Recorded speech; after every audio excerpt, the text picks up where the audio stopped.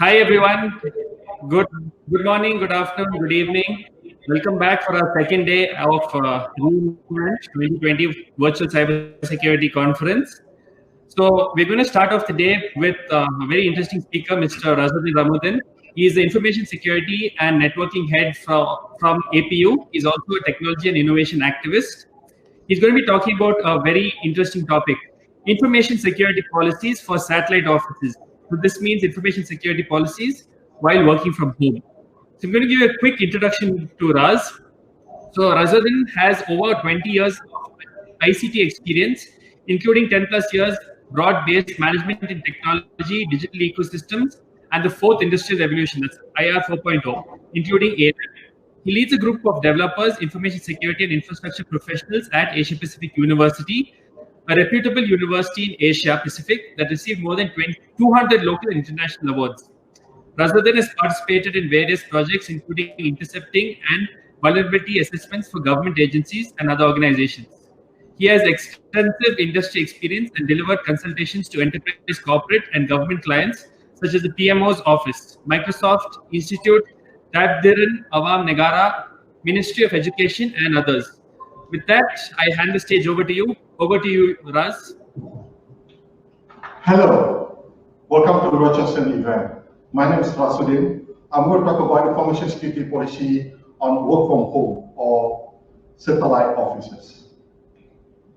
First, let me introduce my organization, Asia Pacific University, or known as APU.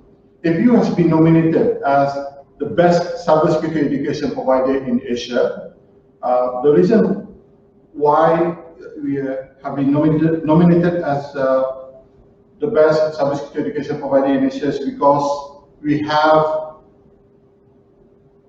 cybersecurity talent zone, which is one of the first in Malaysia. Basically, the unique about our cybersecurity talent zone is equipped with a military-grade cyber range platform. So what does it mean is, military can actually come to our facility to test cybersecurity simulation attack.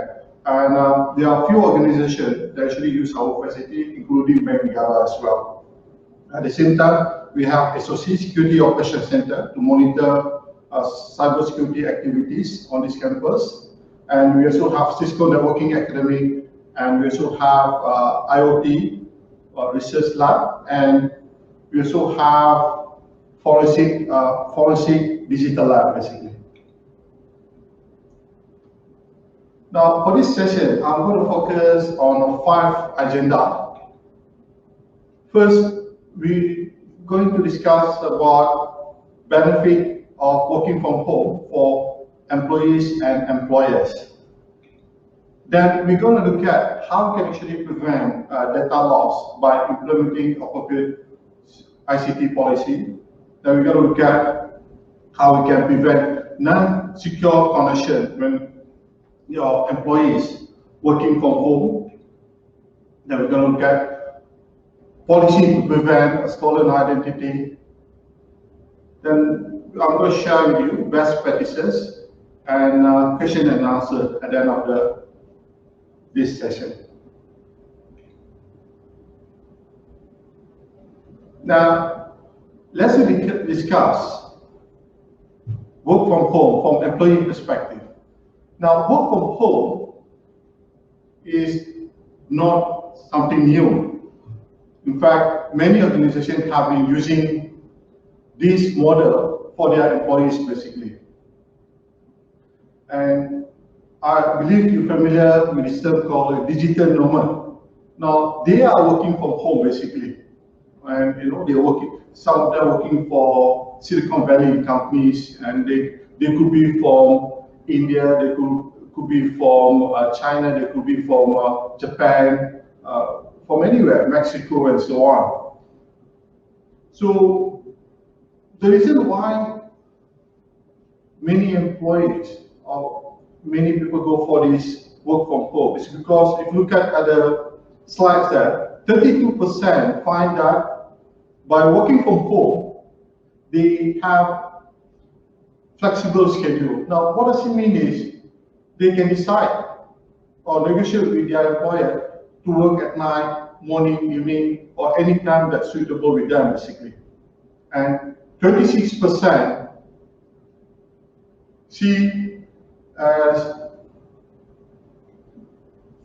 they can work from anywhere. They can work from Starbucks, they can work from hotel, or even from any park and so on, basically. And of course, if you look at the graph here, 21% find that they don't have to commute, so it will be very benefit to them. Now, this is very benefit to those who are staying in a city with congested traffic and so on. So by not travel to the office, they can not only avoid the traffic jam, they can also save their time of being stuck in the traffic, and at the same time, they can also save costs on petrol. And of course, you can spend time with family if you work from home, okay? And of course, some of them have other benefits. But some of them find struggle working remotely, including unplugging after work. They have difficulty to stop working, basically. And some of them find that, like in this, if you look at the statistic, 90% find that they feel lonely, basically. So I'm going to highlight two biggest struggles here. First, lonely. Now, this can lead to another problem which we're going to discuss later. And the next struggle is finding reliable Wi-Fi. Now, this is a major issue. So what happens is, since they are not able to find reliable Wi-Fi, most of the time they will go to Starbucks or any open space to connect to public Wi-Fi. That will introduce a bigger issue, which I'm going to share with you later. But from employer perspective, when it comes to work from home, they also see some benefit. Example, flexibility, as you can see here. Now, by working from home, the employer can actually negotiate with employee to get the employees work at certain time, basically. And of course, by doing that, it can also improve productivity. How can improve productivity? Now, by working from home, you will be focused on tasks that are assigned to you compared to working in the office environment. Because working in an office environment, your manager could be assigned a task to you, but at the same time, you have to do some other daily tasks, daily operation. Okay, so that will somehow distract your focus, basically, as compared to working from home. Now, as a result, employees will get motivated, and of course, an employee will be happy, and employee will have opportunity to retain good talents. And of course, this will allow employer to save costs on electricity account, and they don't have to purchase desktop table, lights, build rooms, and so on. And of course, this provides work-life balance to not only to the employees, but also to the employers as well, basically. But how many organizations ready for work from home? If you look at this statistic, 54%, the majority of organizations are not planned any work from home policy. Yeah. The interesting part, 11% decided not to have any policy at all. Only 12% already had, and another 12% still considering, basically. Okay. Now, the reason why they have this data probably because some organizations still not perform risk assessment on working from home. We should be going to look at that more details later. So the question to you, are you ready for work from home? Because work from home, it provides many benefits and it also comes with many challenges. We should be going to talk about that. Let's look at options for employees to work from home, basically, how they can access your business system. Now, employee could be using their own personal device, tablet, laptop, and so on, or they could be using organization devices that are provided by their company, basically. Some organizations require their employee to use business application that are only accessible at the office or on campus. But some, they don't have to if they move everything to the cloud, basically. So I'm going to share with you, example like at APU, we have our own business system. We have what we call a June system, which is to register student data record from the moment they start enroll, or even when the moment they start make inquiry about courses at our university until they graduate, basically, even after they become our alumni. So we have all this record, basically. Now, this system running on our cloud, basically. Lucky for us, because about a year ago, we just migrated the whole system to the cloud. So the system, our users still can access our application. But of course, before they can access application, they still need to access our application via our VDI. So what does it mean is, they have to VPN, connect to our VDI platform, only then they can access the application. The reason why we do this is to safeguard the data that's stored on our business system. So what is work from home policy? Now, work from home policy is basically a mutual agreement between employer and employees. So in that policy, you need to define working hours of that particular employees, what they can do, what they cannot do, what they must install, and how to safeguard the data, and so on, basically. So it's very important for organizations to have work from home policy, because each individual, they have a different role, different requirement, and maybe a different mutual understanding.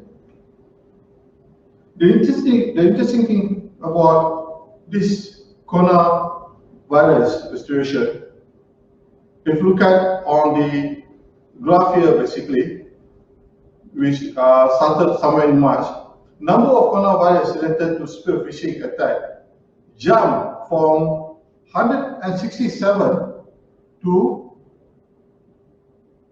nearly to 2,000, basically. Okay, that is more than 10. That is more than 10 times. So what does it mean? One of the challenges working from home is you will have difficulty to safeguard your users. Example, if you look at this phishing email, a user could be receiving an email. If you look at here, it's received email from cdc-gov.org, but many of the recipients of this email will interpret this as cdc.gov. They will skip this particular last word here, .org, basically. So they will assume this legitimate email. Now look at this. Look at this link.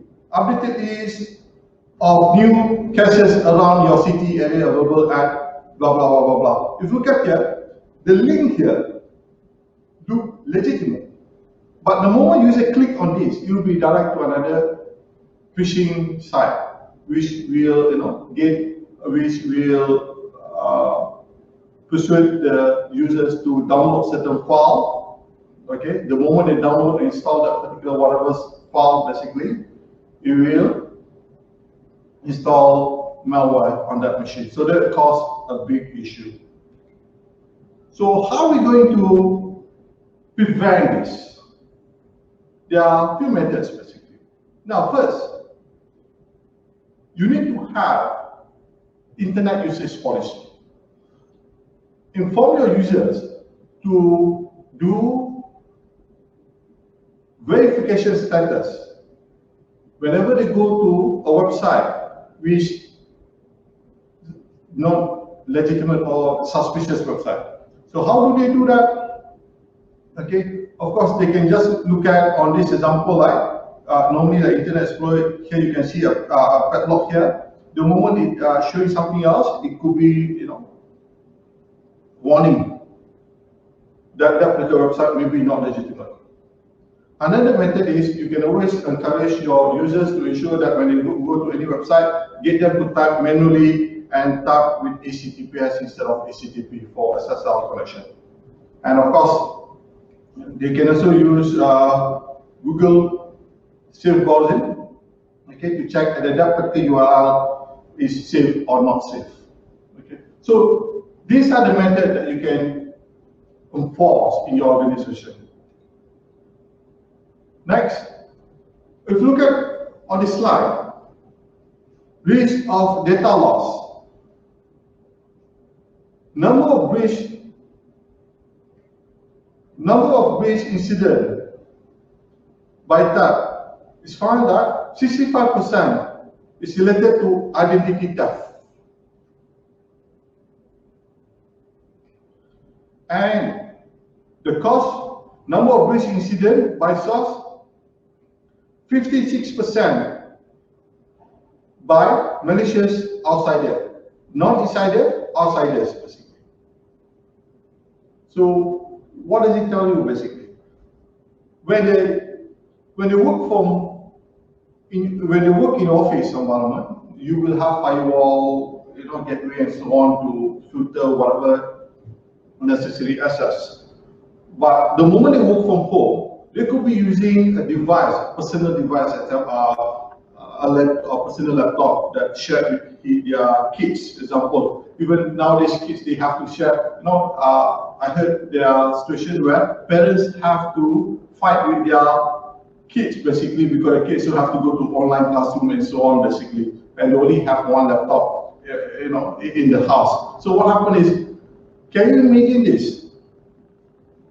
The kids probably actually install virus or something, and the parent will be using the same laptop to do his work and so on. What will happen?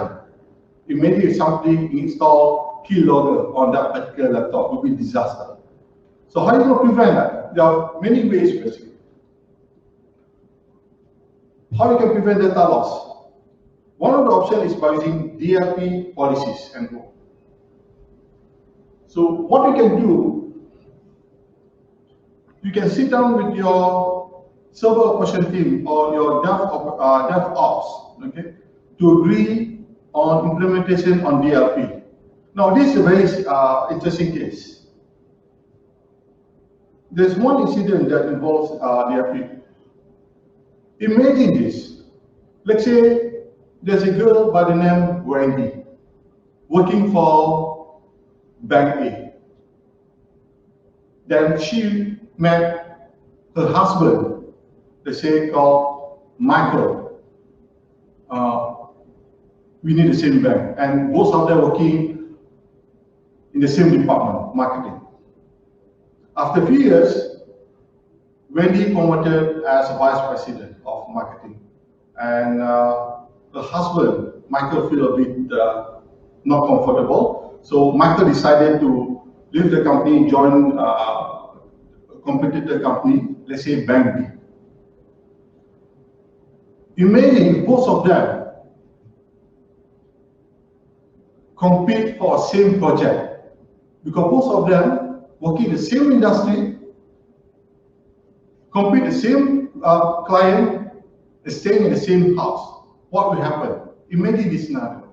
Let's say we're using a laptop, working on something. Okay, log on to her business application system, access customer data, proposal, and so on.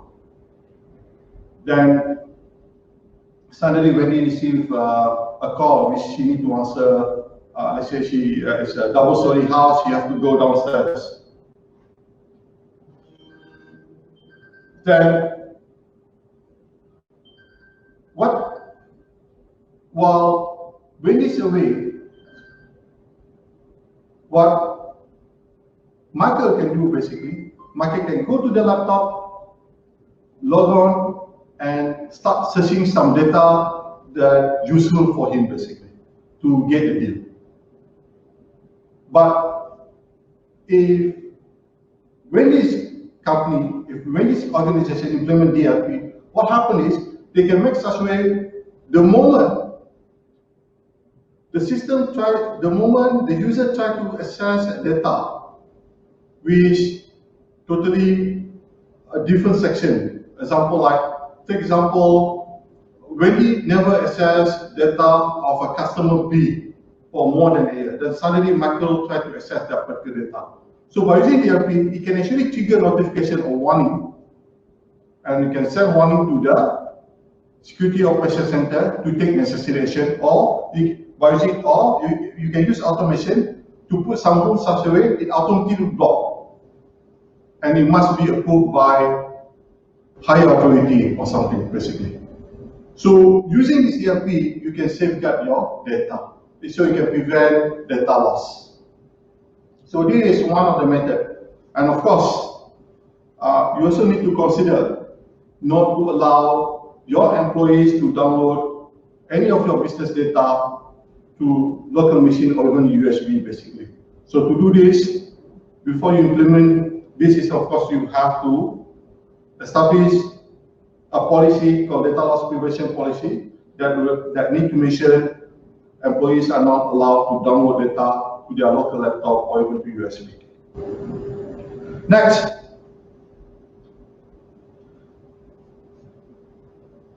risk of delete, damage or missing file. When users are working from home, there's a chances where they accidentally delete the data, or their hard disk crash. As you can see on the statistic here, data loss, leading cause of data loss is found that 44% related to hardware or system malfunction. Okay, followed by 32% human error. But overall, 31% of data loss is due to event beyond user data control. So basically you have 69% for improvement. So how we can prevent this basically?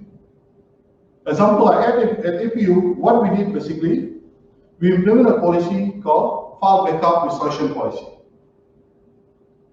All users of APU, they must store their file not to local hard disk, but to OneDrive.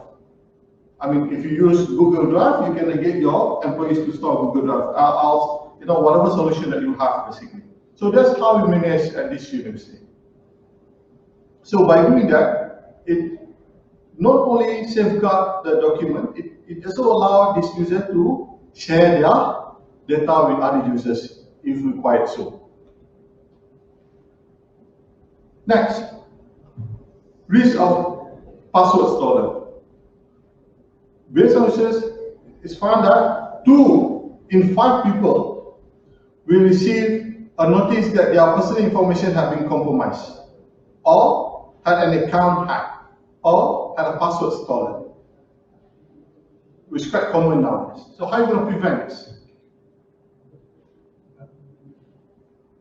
One of the best options is to implement multi-factor authentication policy. So by doing this, example like at APU, users have to log on, enter username and password. After they enter username and password, the next thing what they have to do is to enter code that will be delivered to their mobile phone. The code can be from SMS or it could be using Microsoft Authenticator, basically. Okay. Now this is very interesting. Recently, APU has been audited by one of the well-known IT auditor in Malaysia. And during the audit, they did recommendation to us about password, basically. At APU, our password policy is user need to change password every 6 months. But the auditor recommend to get users to change password every 3 months. Can you imagine to inform your user to change password every 3 months? You know what your users will do? If the user have a password, let's say the password is called capital P, alias, $, W0RD. So what this user will do when they need to change password in the following 3 months or 6 months, they will add number 1 at the end of the password. The next time you ask them to change password, they put number 2, 3, 4, 5, and so on.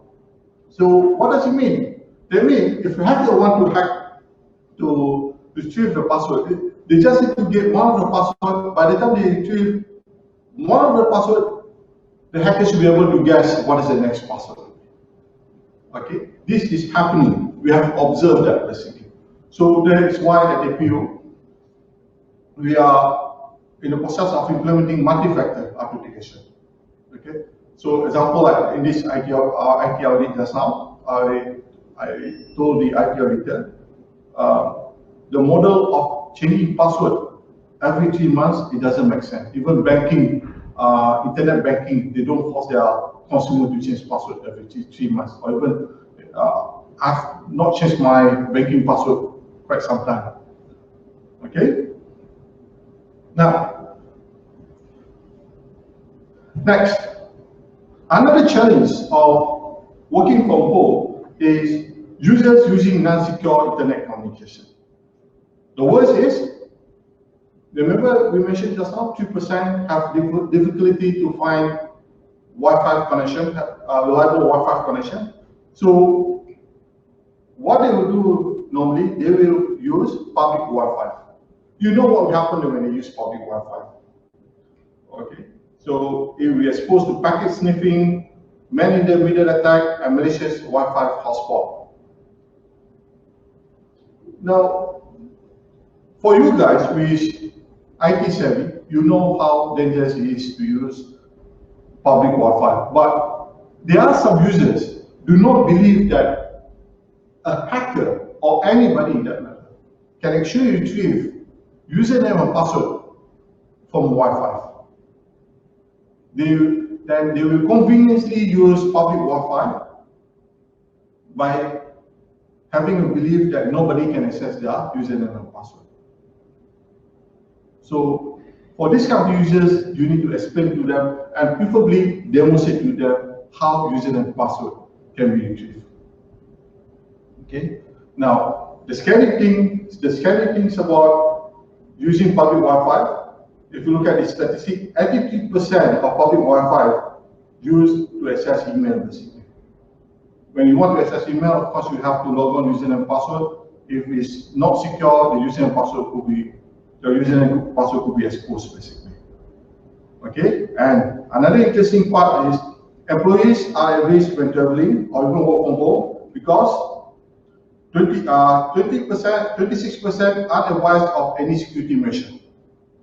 Okay, and only 47% are encouraged to use a VPN, and 10% are advised not to connect at all. It doesn't make sense not to connect. You cannot stop your users basically. Okay.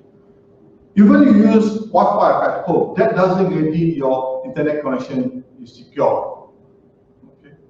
The best approach is get your users to use VPN. So based on the research, basically, in fact, if you look at this, to overcome non-secure internet connection, the best way is to implement secure internet communication policy. Okay. Now, if you look at on the graph here, the number of users that use VPN increased during this COVID, based on certain countries. Example like US, usage is very high during the COVID-19.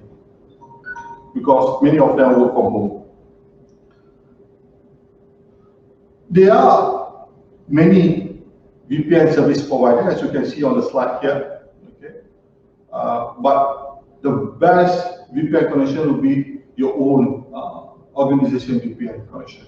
So you probably want to advise your organization to set up a VPN servers and get your users to connect to the VPN server before they can access any confidential data or business data.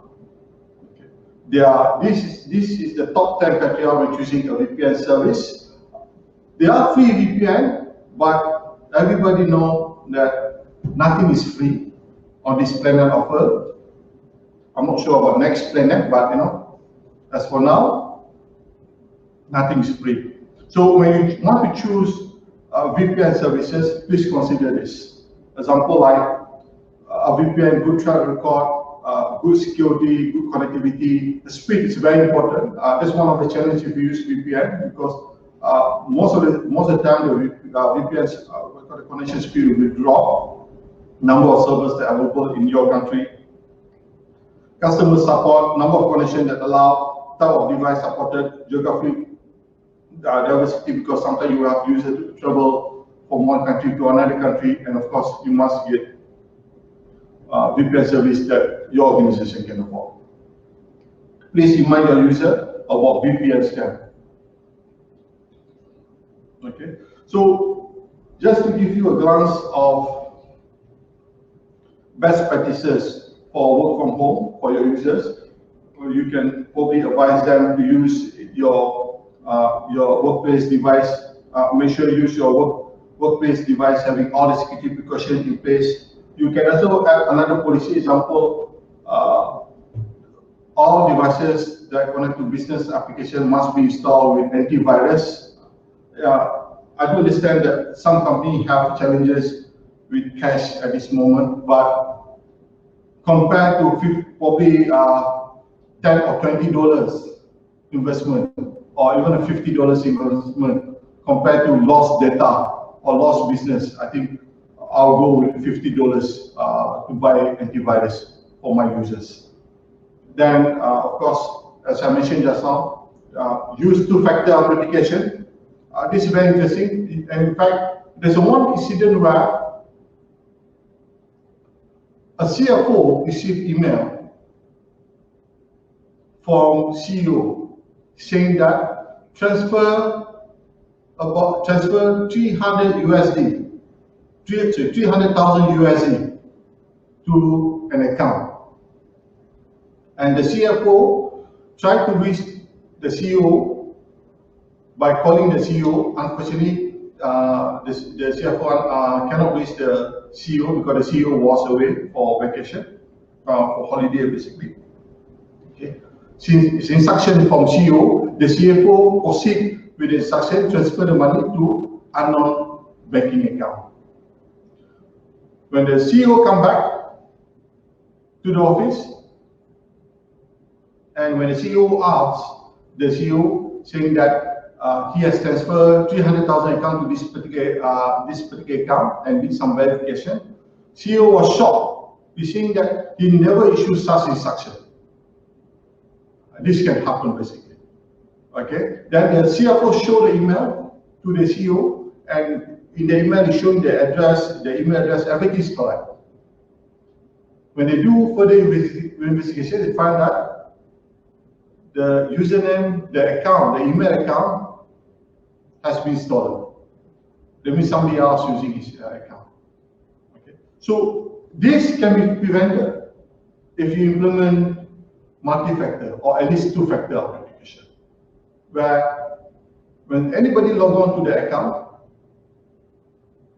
in order to proceed, the user must enter another code that will be sent to the owner of the account, mobile phones or any mechanism. Okay.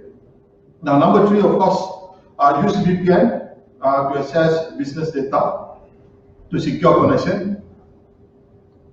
Do not think that your Wi-Fi connection at home is secure, because your Wi-Fi at home is connected to your ISP. Your ISP basically, of course, shared by many internet users. Okay, probably out of 1,000, probably 10 of 1,000 will find a way how to sniff the packet, and so on basically. So remember that anybody can capture the data.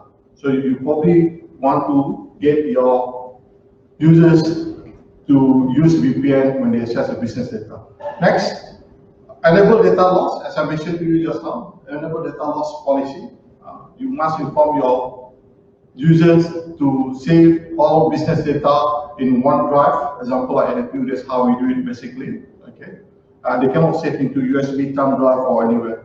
And in fact, maybe you can implement another DLP policy to this, not to allow your users to use USB drive or hard disk to store data.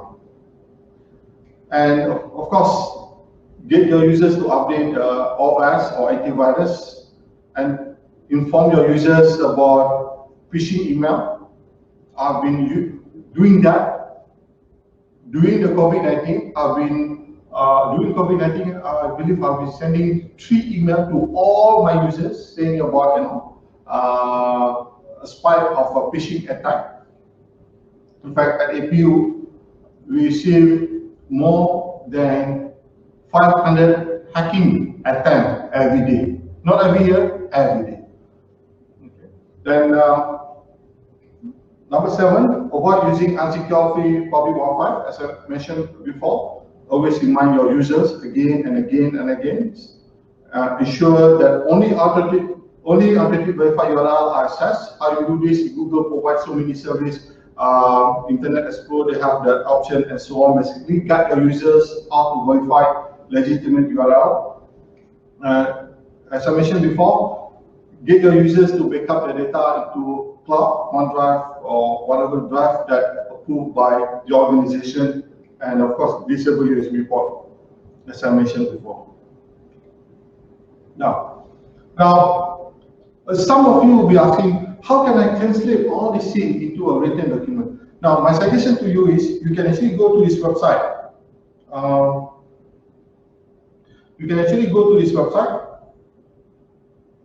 process.st. They have a very nice template which can actually auto-generate for you how to create a written ICT policy, partial for it. So this particular section focuses on the work from home policy. Okay, it's very good. Okay, you need to fill up some data, then they can generate, and you can start work with your HR manager basically. Okay, so let me know if you have any question. I said my name is Ras. If you have any question, you can send email to me at rasodin.ramuddin@gmail.com, or you can contact via my mobile at 60, which is Malaysia, 12608278. Hi, Raz. Hi. Raz, can you hear me? Yes, I can hear you. We have a question from the audience. Sorry, come again?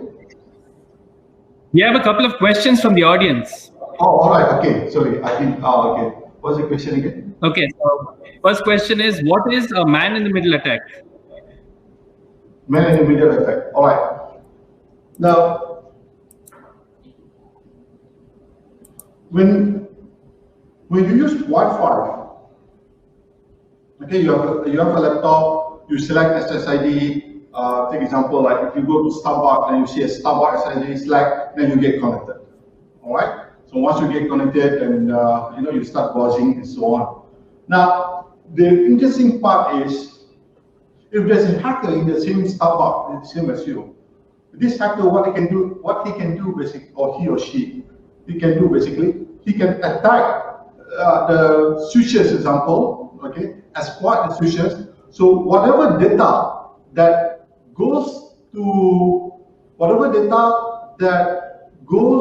the particular wireless and goes to the switch it also will be raw to his laptop, will be duplicated to his laptop. Example, if you log on to your internet banking and if the hacker do SSL injection and so on, they will be able to see your username and password as well. So the reason why it's called man in the middle attack, because there will be man actually sitting at the middle, all data that sent from one client to whatever internet that you send to basically. So it's scary, and the best part is it's so easy to launch middleman attack. Okay, and it's a very scary basically. Now, provide is one of the symptoms. The moment if you go to any Starbucks or something, you find that the internet slow, very slow. Previously, USS very fast, but now USS very slow. The chances that particular Wi-Fi being attacked by middleman attack is very high, because one of the symptoms of middleman attack, the connection in that particular service or area will be very slow. What's the next question? I'm going to ask the last question because we're out of time, Raj. So when I'm working from home, how do I check whether my network is safe? Any tools? My network is what?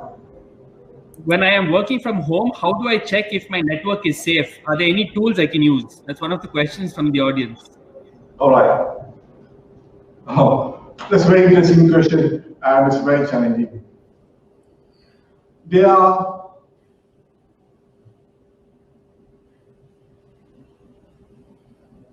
some tools claim that they can guarantee scan that all your connection from the device to wherever your destination are secure. But I don't believe that basically. In fact, at APU itself, if anybody asks me, can I guarantee that this university will not be hacked? No, I'm a person in charge for this university when it comes to IT basically. Now, I will tell you upfront, no, I can't guarantee you that. Okay, because why can't I guarantee you that? Because I've seen and I've been doing, it's too easy.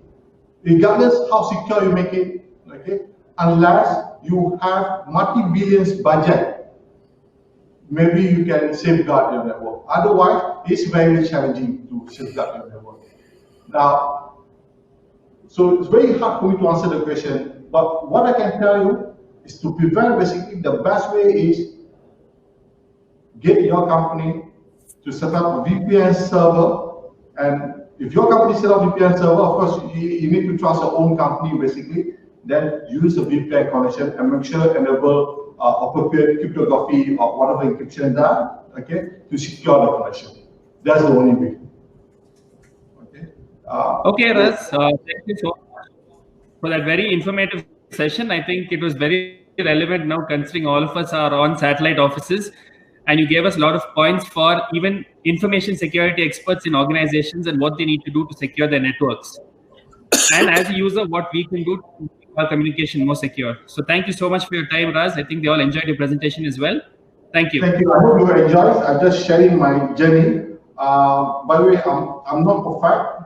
If there's any mistake, thousand apologies for me. And I hope you enjoy the session and the upcoming session, which I believe Mr. Hajar, you're going to enjoy this session. Thank you, Raz. Thank you so much. Sure.